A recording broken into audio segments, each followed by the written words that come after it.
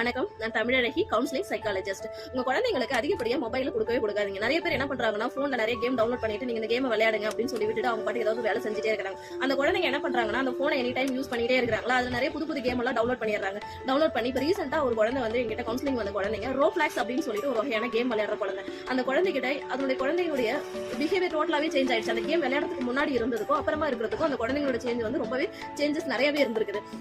நைட்ல கூட தூங்குறதே கிடையாதுங்க. நைட்ல தூங்கும் போது கூட அந்த போன் விளையாடுற மாதிரியே அந்த கையெல்லாம் அசைச்சிட்டு இருக்கிறது, ஓடு சொல்றது, அதை ஷூட் பண்ணுன்னு சொல்றது, இந்த மாதிரியான விஷயங்கள்லாம் அந்த குழந்தைங்க பண்ணிட்டே இருந்திருக்காங்க. ஸோ இந்த மாதிரியான ரோப்ளாக்ஸ் அப்படிங்கிற கேம் மட்டும் இல்லைங்க, மற்ற எந்த கேமுமே நீங்க உங்க குழந்தைங்களுக்கு கொடுக்காதீங்க. முடிஞ்ச அளவுக்கு இன்டோர் கேம் விளையாட விடுங்க.